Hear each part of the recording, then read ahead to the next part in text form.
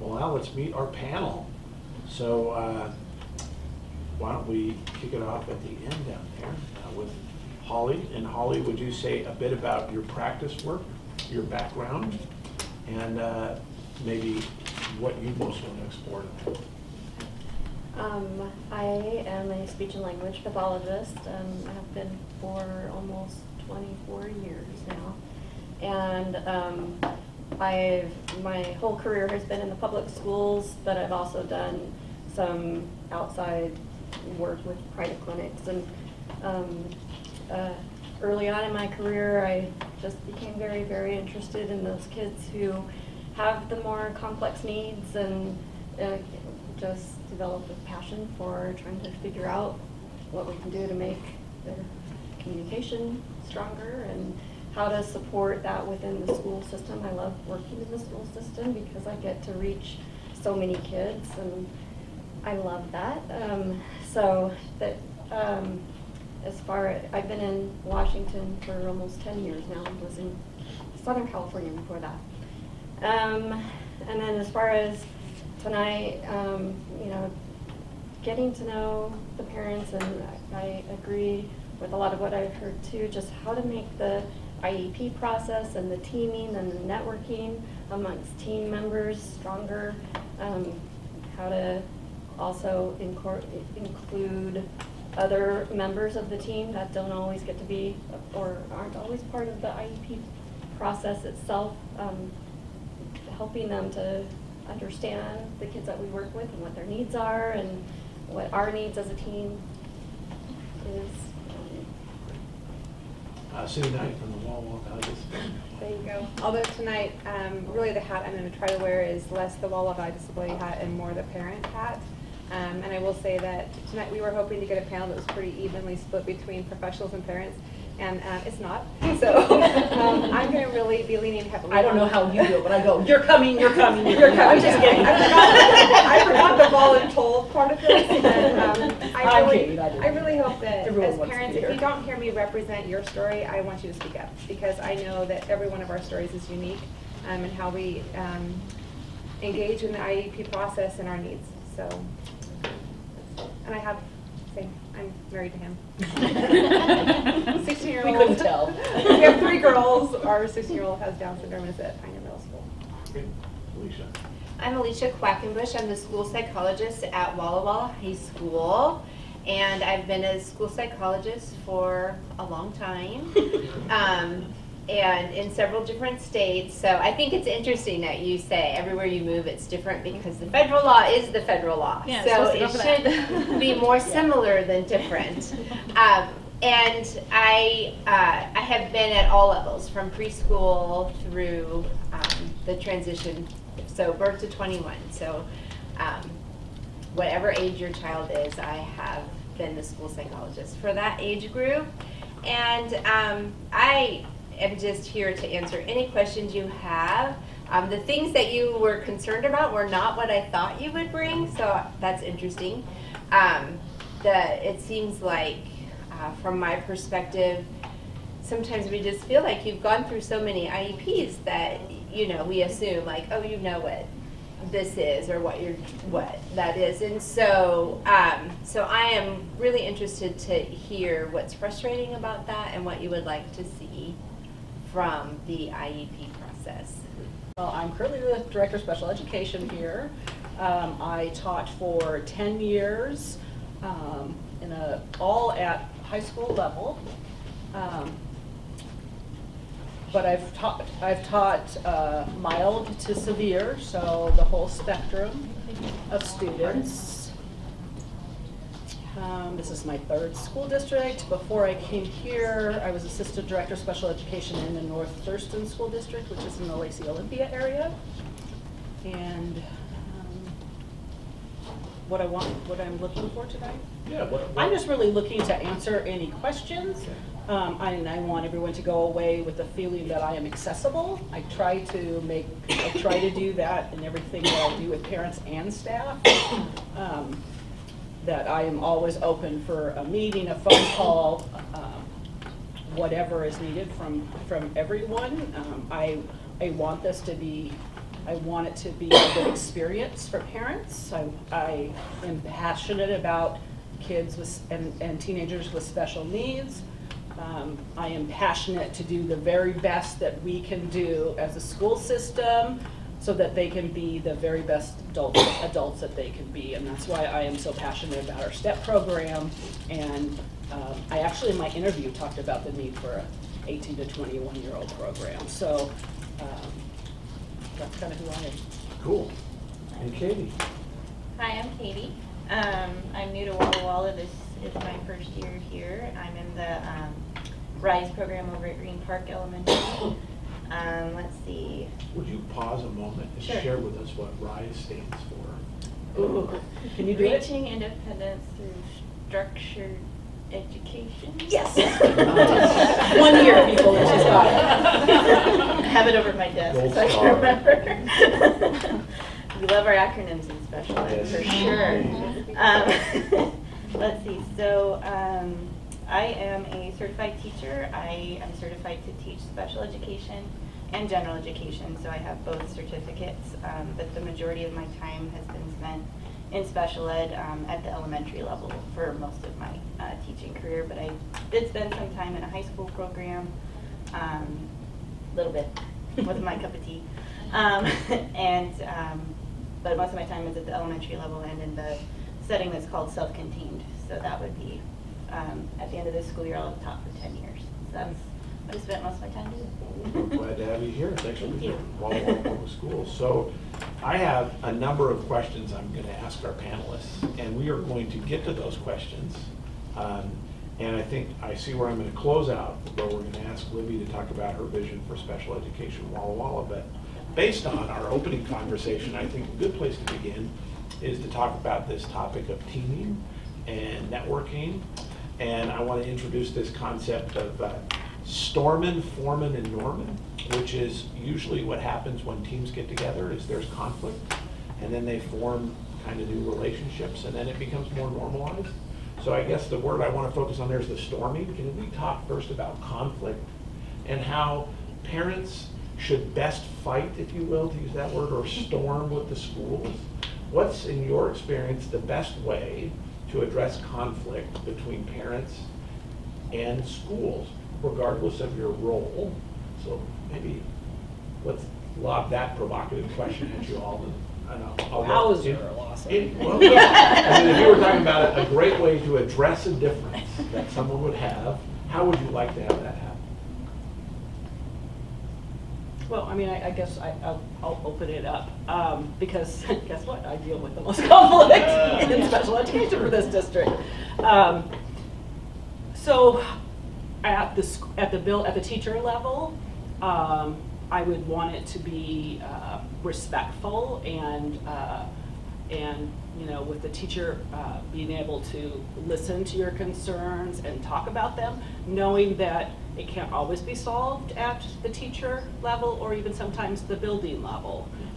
Because I'll just be honest about this, I do have some parameters on my teachers and buildings that before spending district funds, they have to run it through me. So there are some things that they cannot do.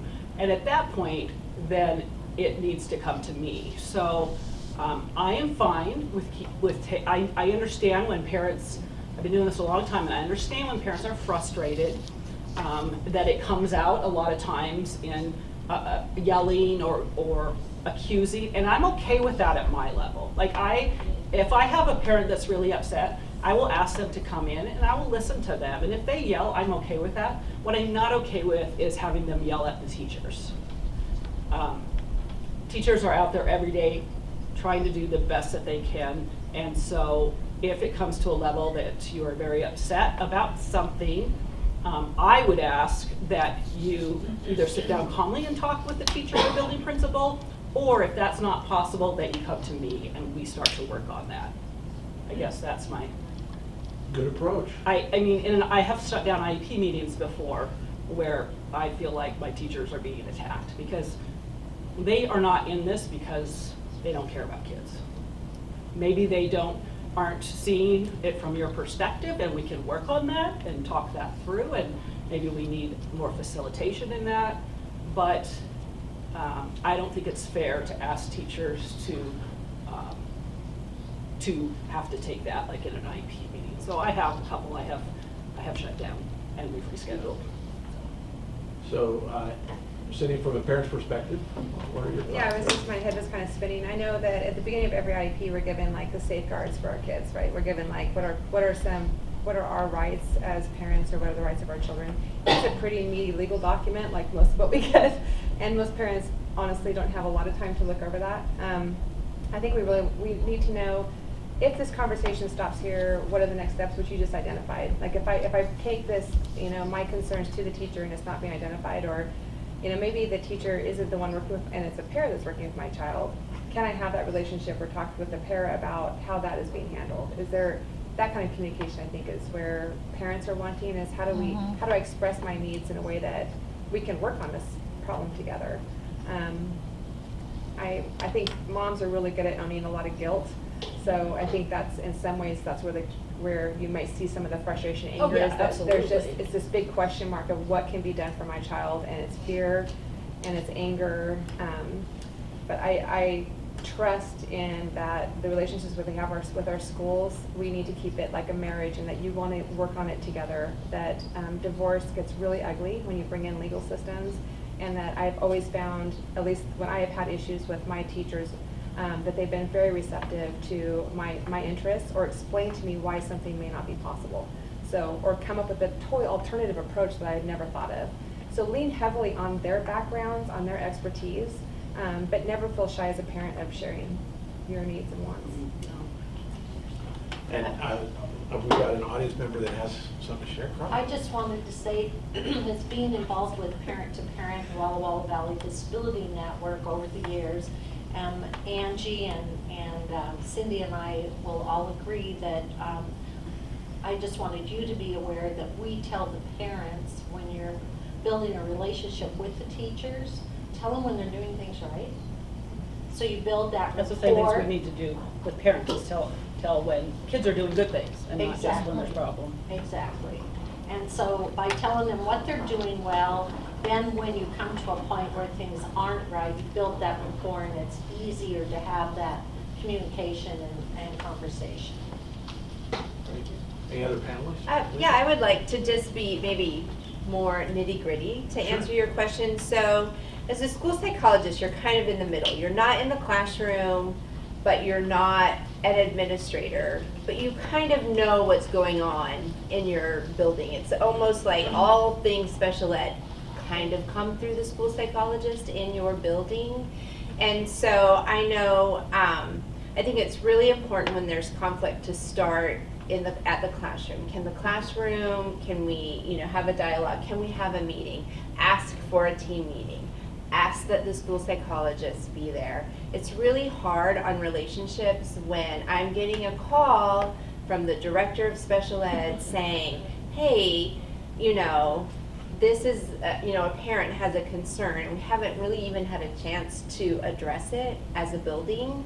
And then, we're kind of behind because we didn't really even know something was wrong. So I would really, and building administration is great. I feel like you should also go to them before you go to the director of special ed. A lot of times they'll then come back to me and say, hey, what do you know about this situation, or to the school psychologist, or they'll call you. But still,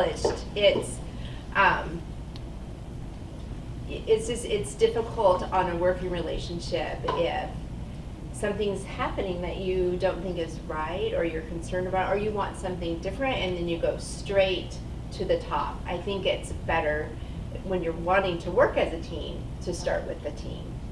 Yeah, and I think that's the best way to do it too, but I also want to empower parents that if they are super frustrated and they feel like they need to come and talk to me, that is fine with me.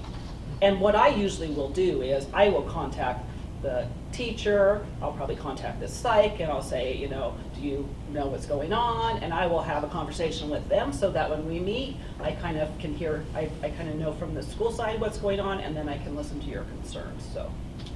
And I would say don't be afraid to be persistent.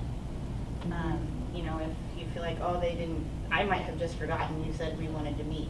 and it might not be anything personal, because I get a lot of information all day long. And so if you send it in an email, then I've got it in writing, like, hey, I want to meet with you. So just remind me that you said you wanted to meet and discuss an issue too, because it might, not meaning to be mean or anything, I might just slip my mind like, oh yeah, I needed to call somebody, but I can't remember who it was. So be persistent if there's something really bugging you. And you can call, I hope that you all know this, but you might not. You can call an IEP meeting as a parent anytime that you want to. It doesn't have to just be once a year. So we can reconvene that IEP meeting at any time. Is that something that the teachers know? Oh, yeah. Oh, yeah. Because that's been an issue in the past. Sometimes they're like, no, it's only once a year, or it's this They time. should so, know. Okay. Yeah. So if there is an They issue, do. we'll send them to you. In that handy little book she mentioned. Yes.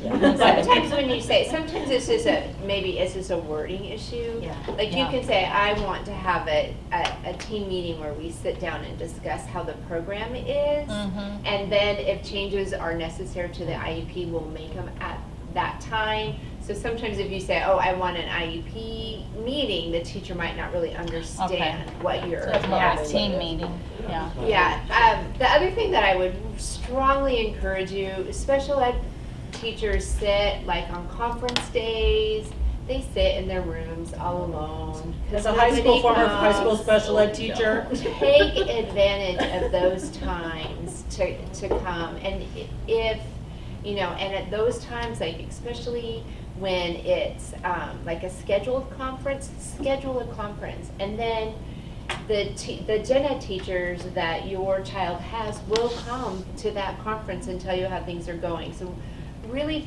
you know, I think we strive to view your children as students first, and I guess I would encourage you to do that too. Your child is a student first, so if there's a parent-teacher conference is happening, make an appointment and go.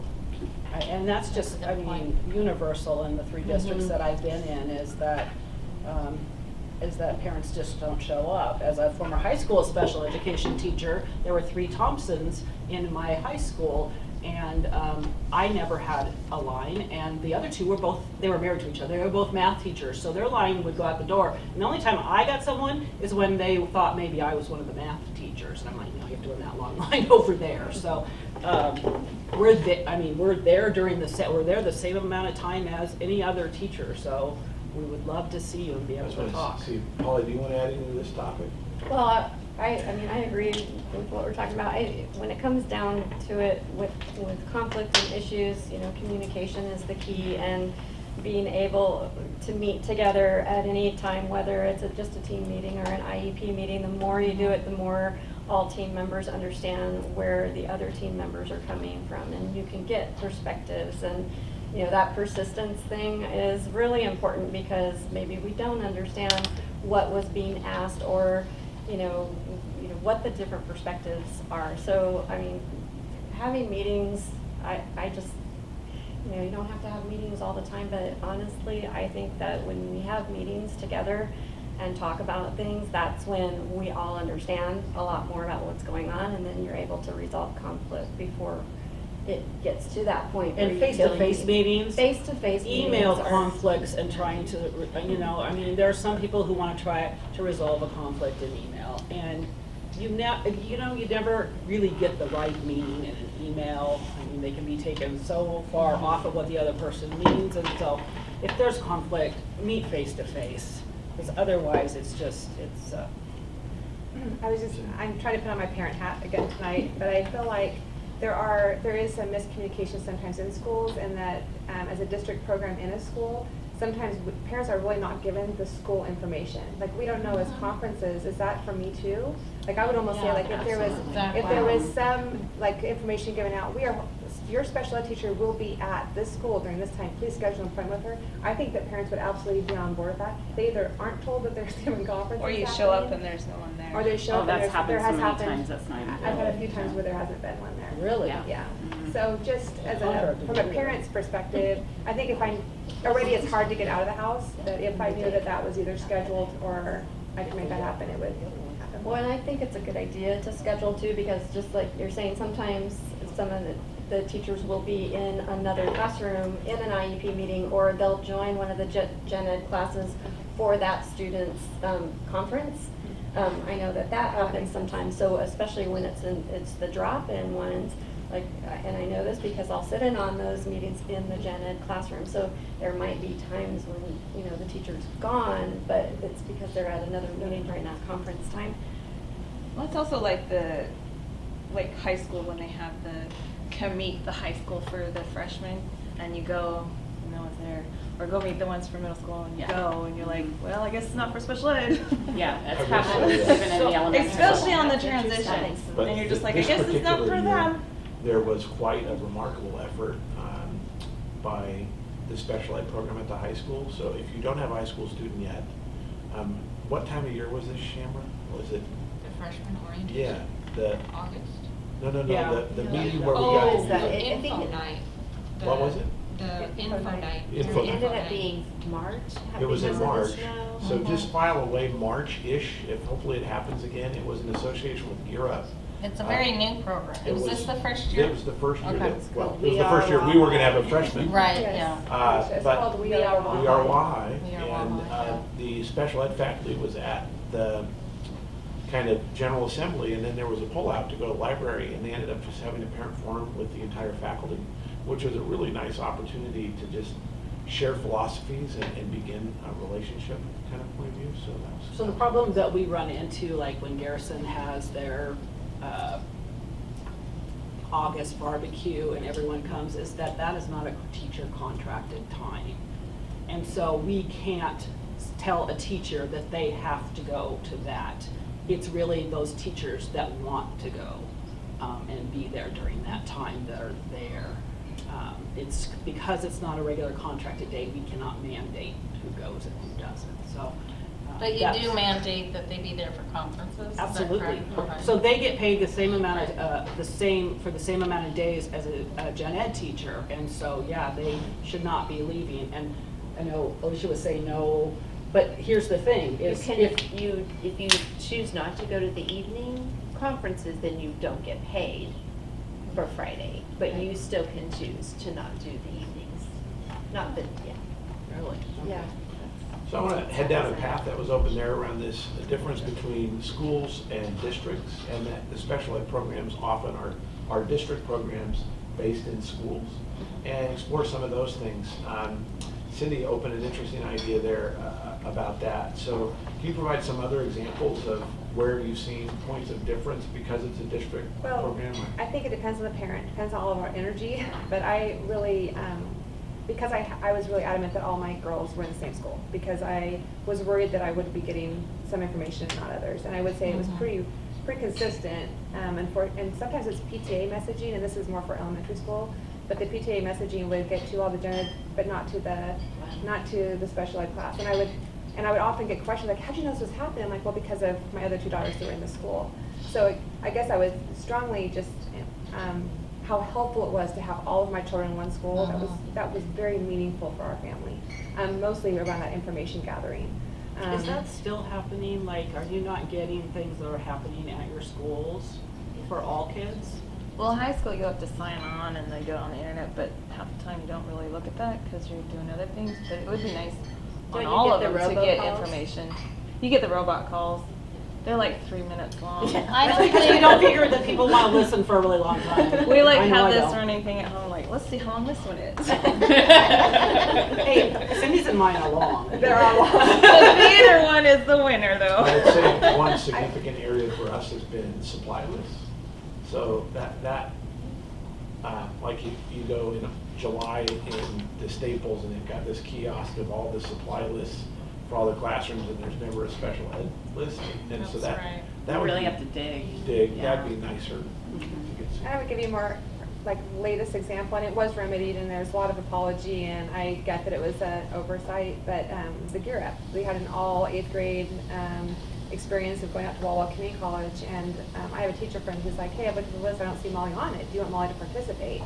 And it was the day of, so and in order to let her go, I had to go into the school, sign her out, and drive her to the event. It just felt like whenever a parent feels like their child's being excluded from something, I mean, when you my blood pressure, I mean, I get very sharp. The lady at the front desk at Pioneer was telling me, oh no, it's too late, she won't. I'm like, no, see, here's the deal. Give me something to sign, I am taking her out. I mean, I had to be, an uncomfortable feeling for me was just having to be that strong of like a, no, she will be included.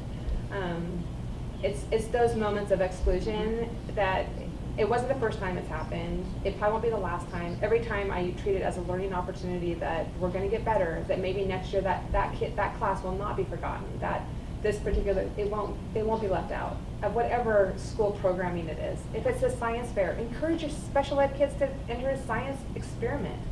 I mean, these are all extracurricular, maybe some projects, but it matters when we feel like they've made an effort to make sure we know, and that we are a part of this team, we are part of this school. And to put a fine point on that one, if you haven't been on Facebook and seen the Pioneer students, yes, it was wonderful. Man, that was good when they went. That was a big win. Yeah.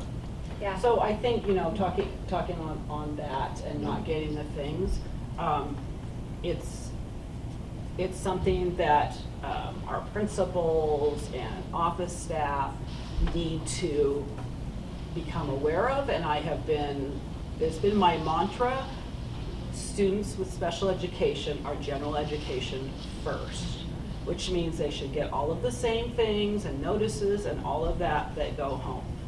Now, I'm in my 4th year, and I wish I could say that we have it in place in every building, but we're still not there, and this is a case in point. But I'm going at our next ad council, which is all the administrators in the whole district. I will, when I get a chance to talk, because I always do, I will again say, remember, these are general education students first. So they need to have all the same this whole thing. Better Together format too, it's like, how can we help you advocate for our kids? Like, I guess that's the thing, we see you as an advocate for our kids in the district. How can we also, wrap around you to be that voice of like, remember us? Well, I think, like that you just said, hey, this isn't going. okay. Yeah. But some parents aren't able to know about it until after the fact, and that's Right. I would have had really no hard. idea. I think that's also something that our special ed teachers need to be better at. We shouldn't judge, we think the student will get something out of this and the student won't. Well, to So that I end, feel like that I want to it has to provide kind of a happen. case to highlight Alicia in that way. And I was in an IEP meeting, and we had gotten to a place with our daughter where I thought maybe she was as ready for the general student population as those on the faculty did. And Alicia made it clear that no, she is and she will. And we ended up in 3 general ed classes, which was unbelievable. And that kind of dovetails, I think, with an idea that you wanted to explore, Katie, which is how do you integrate students with disabilities and perhaps even severe disabilities into general education settings? And how do you determine when a student is ready? And maybe you even have cases of where parents don't realize that their children are. Why don't you kind of shield that idea? Yeah. Goodness. Well, one of the when I got this question, I was like, whew, it's a big one. Because it's so specific to each kid. So that's where it gets a little bit tricky.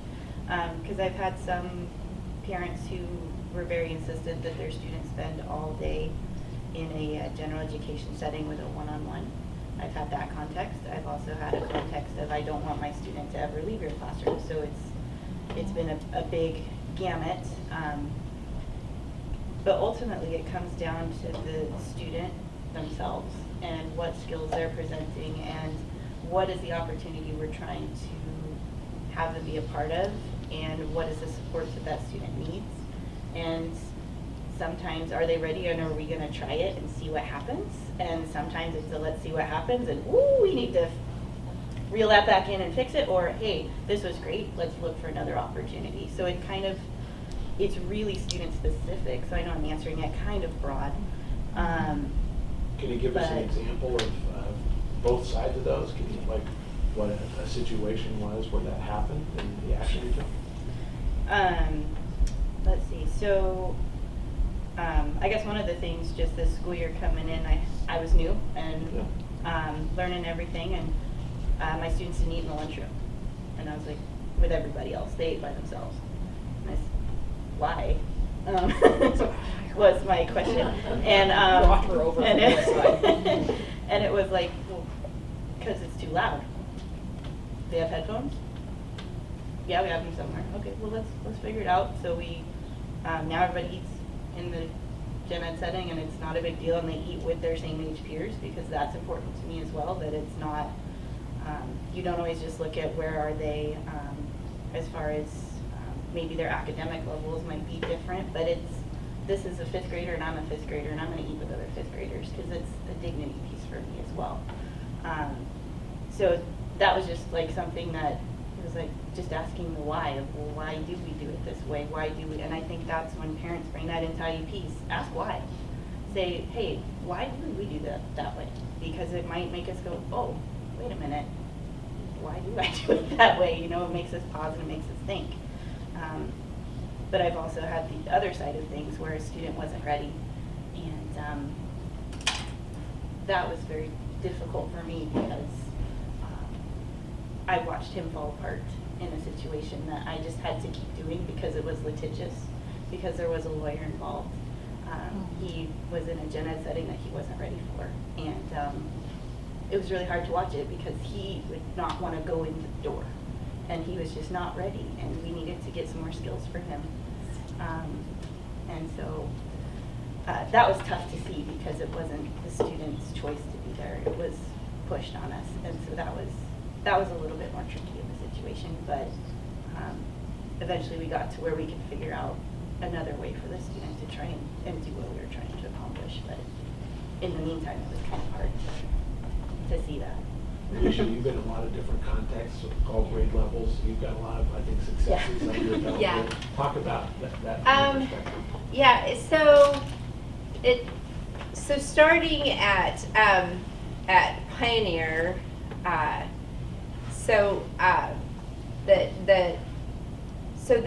the life skills kids generally went to, I think, are they called specials in middle school? No. Like exploratories, Yes. specials in elementary. And so they would go with the para, and all the 6th graders would do the rotations, the 7th graders would do what all the other 7th grades were doing, and the 8th graders would go, but they were always with the para. And so I wanted to get away from that and start building peer mentors. And so we did start with a couple kids that were a little bit more socially capable, and Molly being one of them. And so she went into science, and I talked to the science teacher, and I was like, hey, you know, I really want to put a life skills student in your class without a para. Trust me, it'll be great. My famous line, it'll be great. And so Cindy actually came in and spoke to the class a little bit, and then Molly came in, and I went to watch her. And so Molly was in her comfort zone, so she was in science, and she was coloring on it. I'm like, where did you get that coloring sheet? You know, I don't know. So where? Because Mrs. Thompson is going to burn the book. And so anyway, and so I'm like, you know, no, you're in science. And so, you know, the next day I was like, she needs a science notebook. She needs to take things to write. And some of it was trial and error and finding the right peer mentor who would encourage her to do with the class. She wouldn't join the class at first. And it took a little bit of time, but then she figured out that she was in science, that this was her science class. And then we branched out from there, and we started having less paras go to out with kids to general ed classes and having more peer mentors. And boy, the students that want to mentor the kids are amazing. Mm-hmm. And so this year, at the We Are Wahai, I had a booth where kids got to sign up to be peer mentors. This is something you would be interested in. And so we have a list of students, and I approached the administration and said, I would like kids to be able to get credit for a class that's called like peer leadership or peer mentorship no problem. So it's exciting.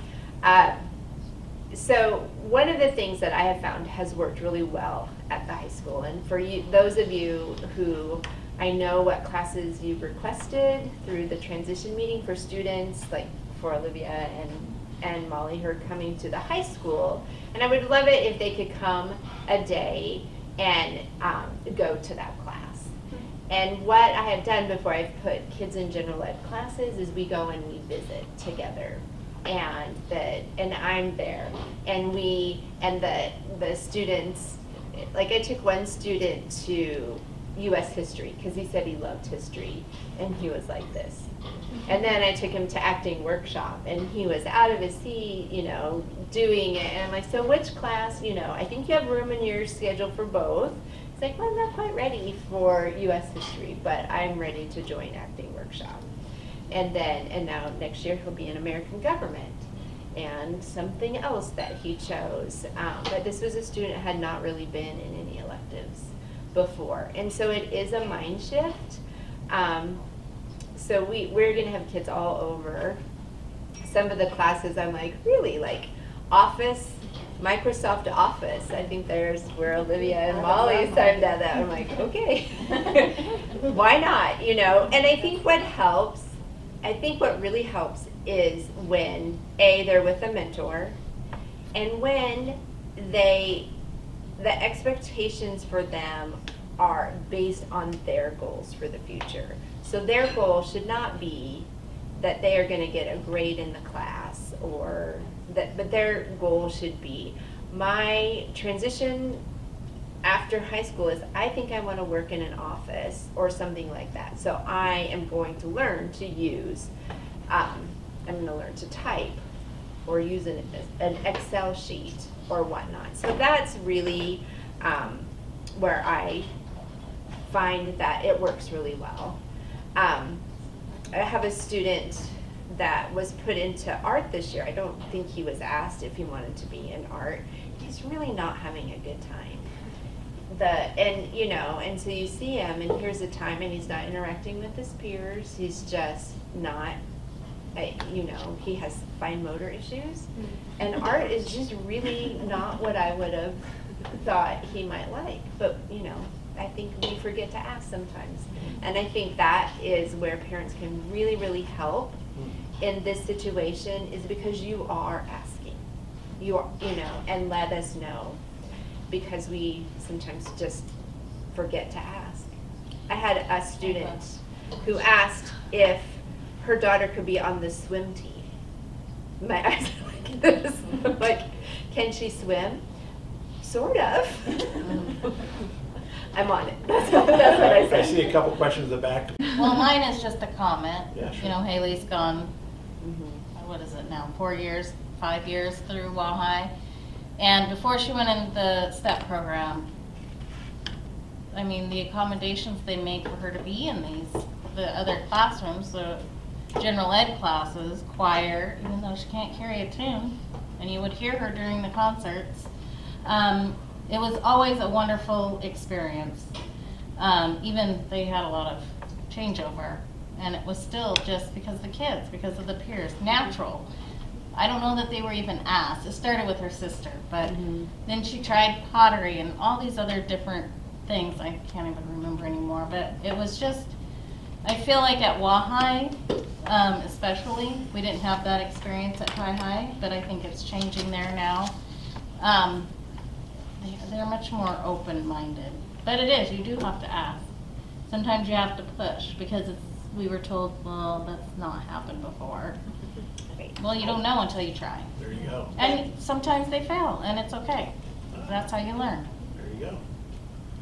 So the example you gave about students basically that are in a class that they're not enjoying or they're not succeeding in, is there a notification process? When do the parents find out? Because in 7th or 6th grade, I found out when the school year was over that Olivia was going into class and putting her head on the table and going to sleep. That didn't help her in the moment, and I didn't find out until it was done. So is there you know, if Olivia's in office class or she goes to drawing and painting and she does not like it, are we gonna make her do it for a semester, or is there, when do we find out? Yeah, so here's that. So part of my job as a school psychologist is to help you always kind of be forward thinking. So I would say yes, she needs to do that for a semester because that's what general ed students do. And she can't move to a different elective because you're in high school and you do it for a semester. So what do we need to change for that to work for her? You know, is it too much? Maybe she doesn't need to go every day, or let's work. But yeah, you know, to the extent possible, I would not want to have her not be there. Right. And so what I would encourage you to do as a parent, because I don't know either, because I'm kind of, you know, sometimes involved, especially if they're having a reassessment, sometimes with an IEP, or if a parent contacts me, I'll, you know, can ask questions or whatever, but I'm not in the classroom. And so I would encourage, like I did with my children, and I'm sure what people do with their students who don't have disability, email the teacher. Her teacher, just say, hey, I'm Olivia's mom, how are things going in class? Okay. Is that one of the reasons that I love the idea of this is because I want to be a team member.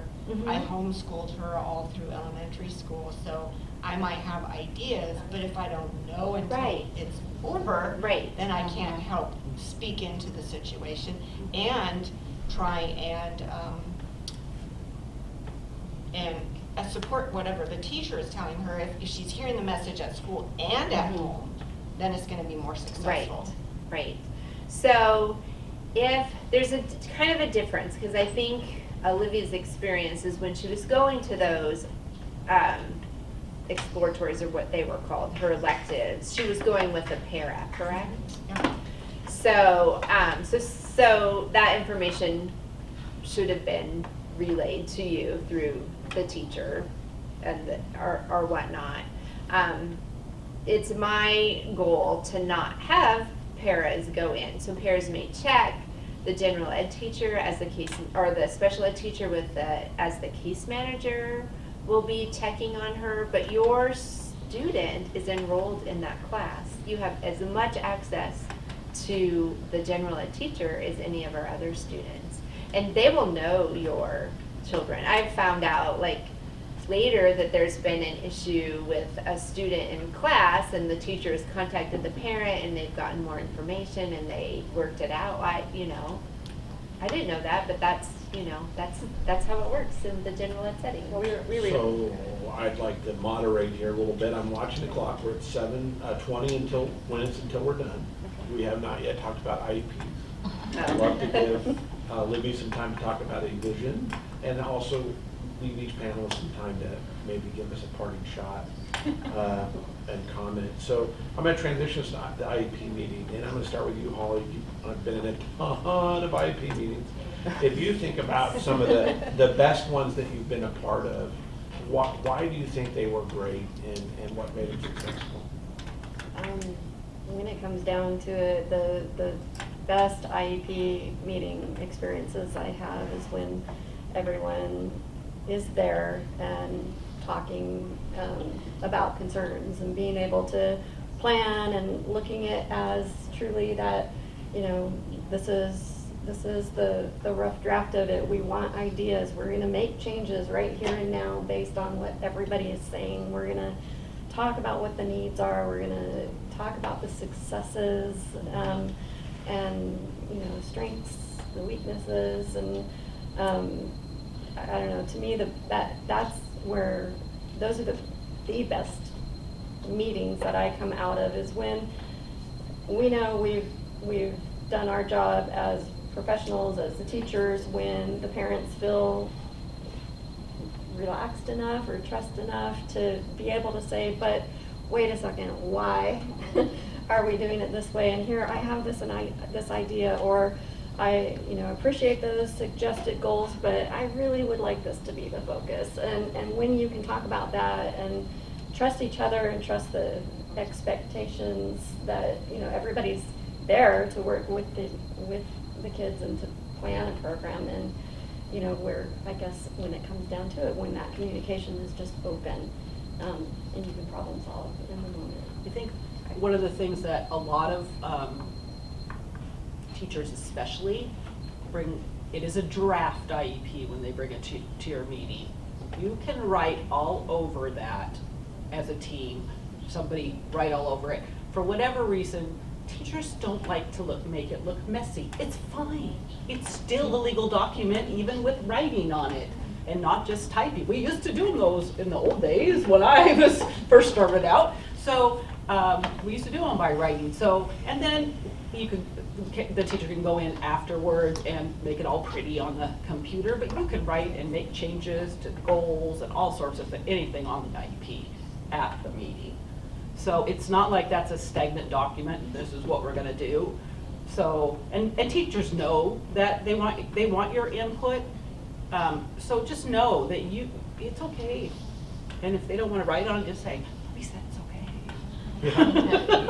I would say that parents would really feel like you want our input if they had a chance to view the IEP ahead of time. Yes. I think presenting the rough draft at the table at the IEP meeting gives parents no ability to review it or It feels like you're getting shaded. Here you go. I feel a little bit like it's a professional presentation rather than a joint partnership. Well, and I do get that.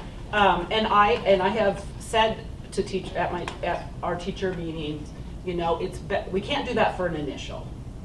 I mean, we can't do up front. But for a renewal of an IEP, absolutely, it's the best practice to send it home a week or two ahead of time. The problem is that teachers have every intent to get it done. They are all teachers, and Katie and Holly, they are all like working all day with your kids. They're trying to get all of these IEPs, and realistically, they don't always get to them 2 weeks ahead of time. It would be nice if it was standard procedure, if it was just ready a week in advance. I mean, if you just move everyone's IEP a week in advance, it's the same then load, it's the same busyness, but you're now informing families about the decisions that you want their input, that you want, let's have this real conversation about those plans. And I know that with the legal documents always iffy, but if that was a standard operating procedure for Walla Walla, I really feel like that would be a real strong indication that you want the parent voice at that table. I agree. The other parent perspective I'd like to lend is change caps is if you think about allocating time, so if we have 60 minutes, most of the allocation of time in the IEP meetings that I've had are allocated to a review of the past goals and the assessment that was used to understand where we are, and that's taking 40 to 50 minutes of a 60-minute meeting. So the last 10 minutes and then an overrun in the meeting is that best part. So it's, for me, if we could move the best part up, and get there faster, or start there, that would be great. We have sat through some amazing IEPs, and because there's a clear leader of the IEP, they're there, this person can't make it tonight, we all knew this in advance, let's sign here. It's like, let's go on to business then. And it's always nice when someone can be that administrator and say, let's give this teacher a chance to share because they really need to go. And just moderate the meeting. It just feels like, oh God, someone is in charge. Because there's been a lot I've sat through where we're all kind of looking at each other like, who's supposed to be leading this thing? Are you supposed to be talking now, or are you? Or it just, if there's some thought into like just a business protocol, maybe, I go through a lot of meetings. No, I totally agree with you. So I've been in a bunch of IEP meetings too, and some have been better than others, and I agree with your point where, there was one case, and you were there, where the teacher took probably 20 minutes to talk about all of the things she had done, all the great things she had been doing, and it was nice to hear, of course. But if someone would have been like, okay, we have maybe an agenda with times. I don't know if we have those typically. I don't remember. But also I have a whole protocol on how to run a good IEP meeting with an agenda, you know, what to talk about. But the really great thing about sending a draft home for parents, for educators, is that we don't necessarily then have to go over every single point. But neither do I think you have to read everything on the IEP. That's a whole other story. But, because I've sat through some really bad ones and some really good ones. And they all need to have the references for any abbreviation too. I know, yeah. I've had that before. We're like, what does that mean? And just ask, because I think we get so used to talking in acronyms to each other that sometimes people forget. I've been in meetings and I have said, what does that mean? To like, you know. Like AOL or I don't know. I have a question. Sorry, Okay, I'm question taking from up. Angie, and then I'm gonna. Okay, it'll be quick. So we signed something saying we attended the meeting, right? We don't sign the IEP anymore? Not in Washington. So that went away, because I remember signing it, I thought, before. Signing it saying we approve of it. It just says that you participated as a participant in the meeting. So how do we say we approve of what was in the meeting? So an IEP is not an approve or reject. Yeah. For parents, it's a team. So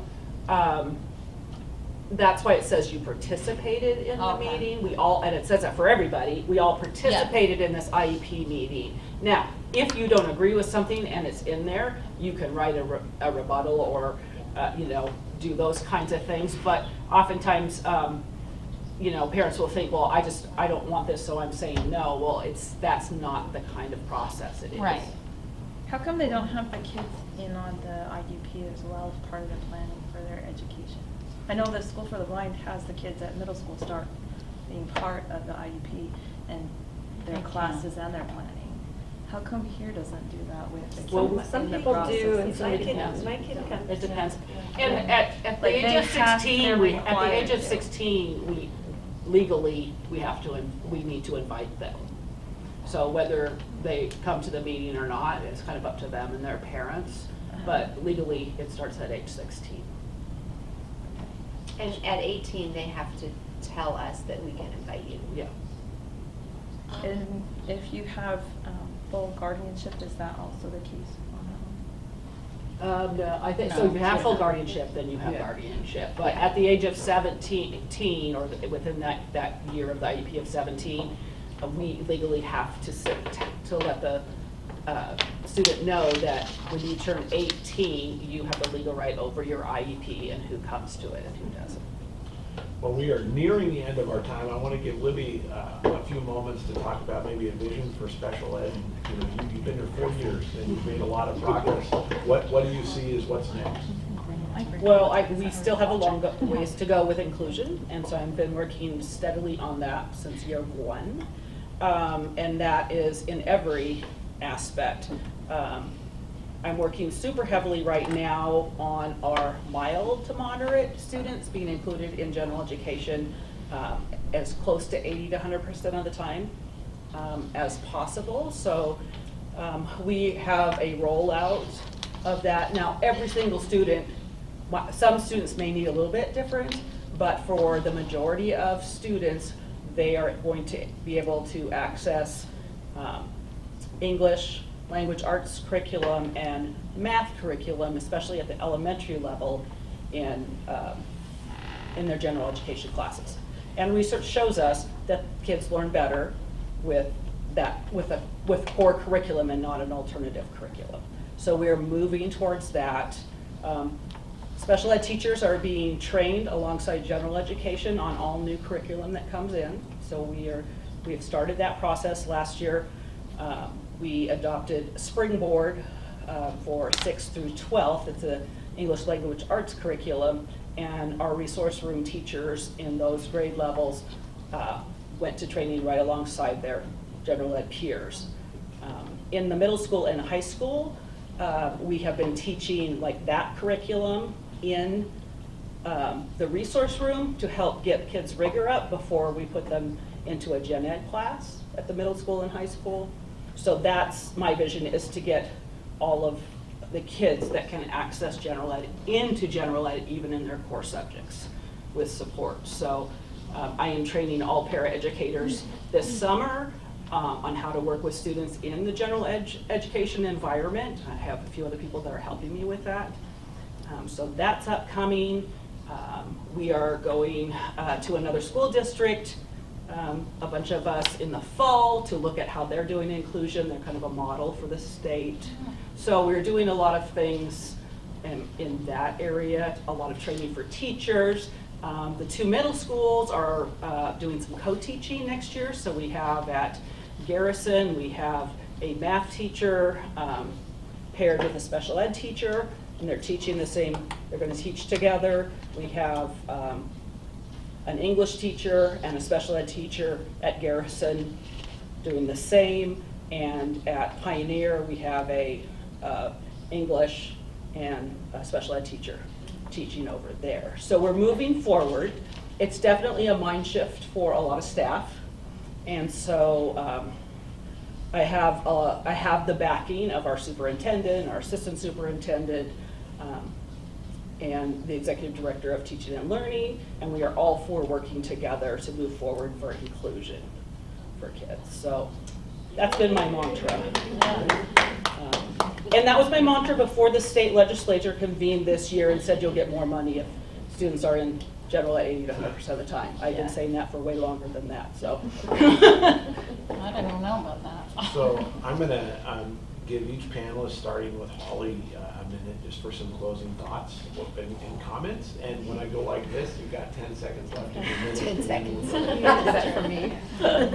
Here, okay. Well, I don't know what to say. I just think all the communication that we're doing and trying to make connections and networks between parents and staff, teachers, the people who are working with the kids is just so important, and I would love to continue to see more and more of that, to make plans for kids. I totally agree that their kids learn best from their peers.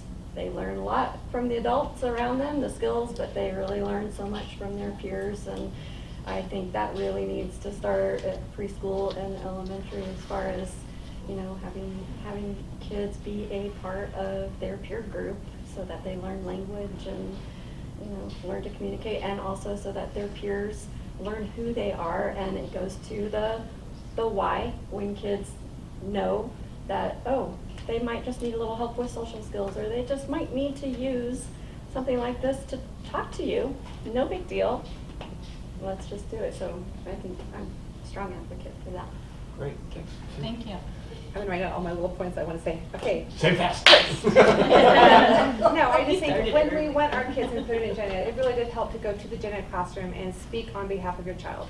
There's HIPAA laws out there. The teachers are not allowed to share your child's disability with the class.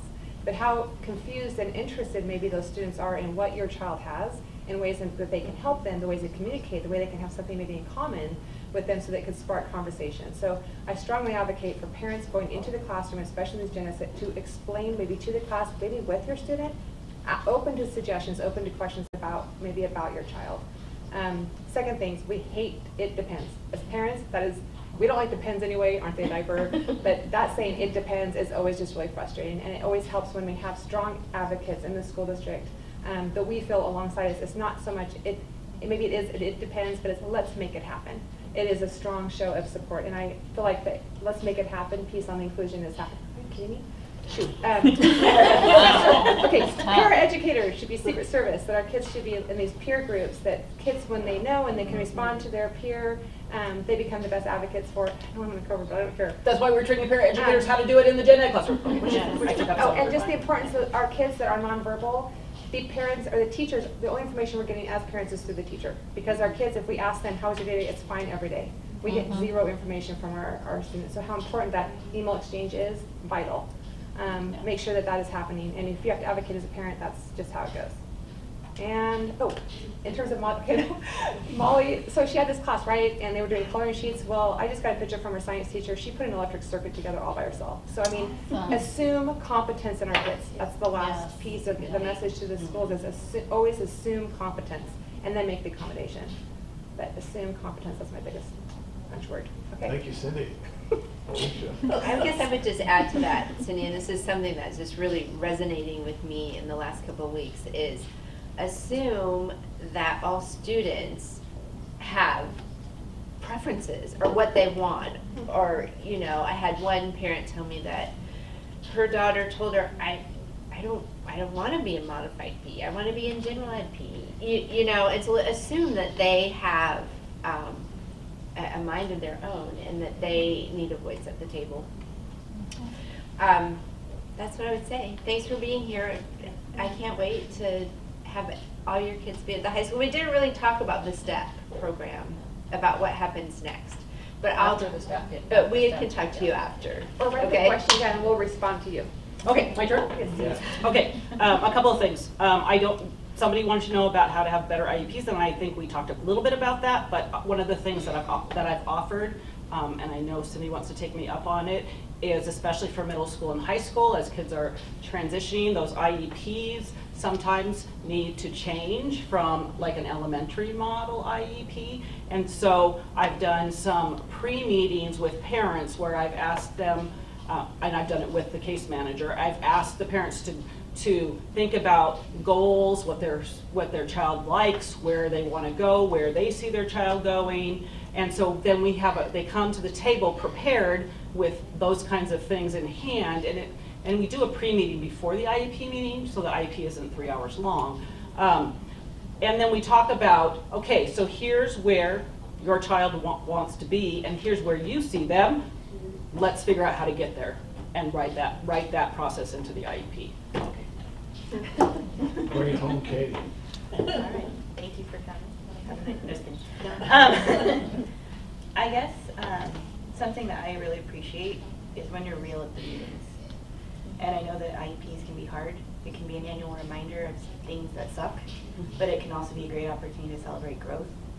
And some of the best things that have come out have been when you say, I don't know what is going on with this behavior, or this thing is really stinky. Do you guys have a way that you're working on and addressing it in the classroom? Or, you know, when you bring up your ideas, it really makes our IEPs richer. It makes our opportunities to work with kids so much more informed. And so you are their greatest advocate. And when you bring in what's important to you, what's important to your family, you are a critical piece to this process.